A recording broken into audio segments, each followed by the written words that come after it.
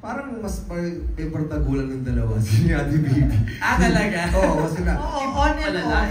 Oo. Pero meron din kami. Meron din, pero mas yung seryoso.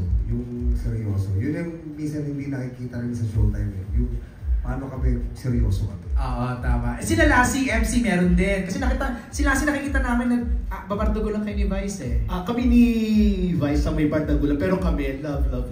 Ay, seryoso yung ano namin. Yung pag-ibig namin sa sarili. Kasi nga mag-asawa sila dito. O, diba? Sabi ko sa inyo, comedy to eh. Kasi nga mag-asawa sila. Yung in love kami sa isa't isa, promise. Yung gano'n. Grabe naman. Pero malala, yung bardahan din malala. Kasi si Lassie, sa Taiwan pa lang, sa trabaho ko pa lang, kasama ko na siya. Kaya yung pamilya ko nakasama ko lang sa Pilipinas umuwi. Pero si Lassie, magmula Taiwan hanggang sa Pilipinas, kasama ko siya. Di ba na-insecure si MC no? Na parang si Lassie ang kasama mo sa mga major Masyado kasi ako mabigat para sa aeroplano. Hindi, walang ganun sa amin. Yes, wala. At saka nung nalaman niya kasi magkasama sila ni Lassie sa kwarto sa Taiwan, sabi niya, dito na lang ako sa Taiwan. Yes. Ayaw niya. Mas okay. Alright. Going back to Jumbo and Daisy, no? Parang, ano yung naging inspiration nyo in writing the story to make it relatable? I know the topic is already relatable, pero paano yung pa yung nilatan?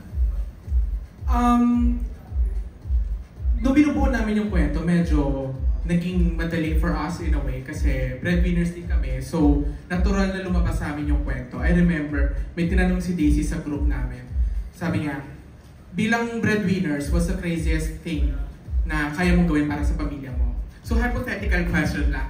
Tapos, kasi ibabayad mo na yun, nagastos mo na yun bago mo pa nakuha. Diba? Ang tagal mo siyang pinagtrabahuhan 15 days. Tapos nahawakan mo lang siya ng 15 minutes. Correct. Tumaan nga lang yung nasabi nila. Argus, ikaw naman! Kamusta? Ka-work si Meme sa first movie mo? Masaya po siyang ka-work. Nakakatawa po siyang ka-work. Pero ang role mo dito is ikaw ang anak ni Mommy Gladys sa ni Daddy Jong. O kamusta sila katrabaho? Ayun. Walang masabi. Sabi mo naman, po sila maging nanay tsaka po tatay. Kamusta ka-work si Argus? Napaka-cute. Talagang wala, bata. Ganun, natural na natural.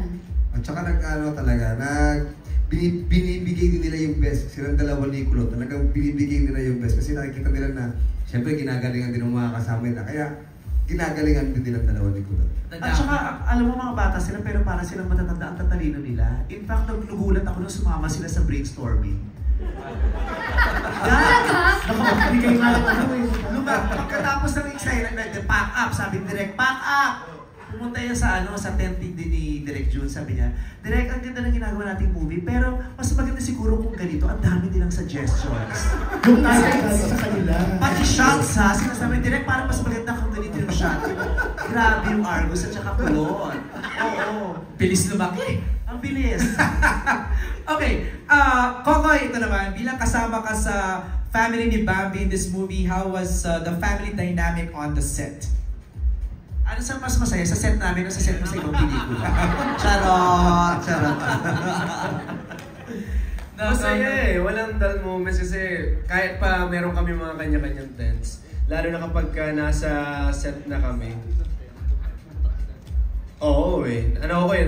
Tumatawid-tawid minsan. Pero pag nasa set na kami mismo, may kanya-kanyang kwento eh. Actually, wala na nga natatapos sa kwento minsan kasi magkikwento minsan si Gladys, magkikwento siya. Tapos may input sa ganito. Ay, oo nga yung ganito, tapos meron na namang ganito. So, wala natatapos kasi nga lahat may input, lahat parang komportable kasi sa set namin.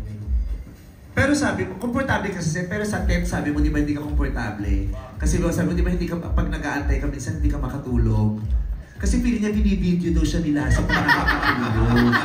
Oo, diba? Kasi magkatabi yung kama nila ni Lassie, feeling niya daw binibidyo siya. Kasi tuwing magkakaroon na siya kay Lassie, si Lassie nakatingin sa kanya, tapos tumutuloy yung laway dito. Oo, na parang gutom na hindi napapakain ng matagal na. Inuusog ko yung taping chair. Dahil komportable ako sa tent. Bibihis nga ako doon eh, wala akong pakit. Oo, nagbibihis si komportable siya. Ang ayaw niya lang, minsan nagkakapalit sila ng unan ni Lassie. Kasi sabi niya, ba't yung unan ni Lassie may mga dugo? Uy! ko tigyawan. Ang sabi, sino kumain ba't may sesame seed dito? Uy! Family family. Family, oh. Hindi ka namin kamag-anak, katrabaho lang dito. Thank you mga boys, salamat. Vice from Hannah Mallorca of Inquire.net. Maraming nagsasabi na hindi kompleto ang MMFF kung wala si Vice Ganda. Anong reaction mo dito?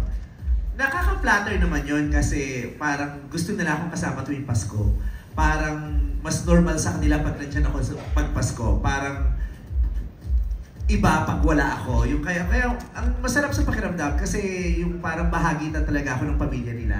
Yun talaga yung bonus ko eh. Bonus na nakuha ko dito sa pagpasok ko rito sa show business. Yung bonus na para na ako naging miyembro ng pamilya ng napakaraming Pilipino. Bukod sa showtime, yung Pasko talaga, parang bahagi na talaga ako ng selebrasyon ng Pasko ng maraming Pilipino. Kaya natutuwa ako pag sinasabi nila yon. Kaya eto na nga po, gumawa kami ng magandang pelikula para sa inyo. Para sa inyo po talaga ito. Para sa pamilya ninyo.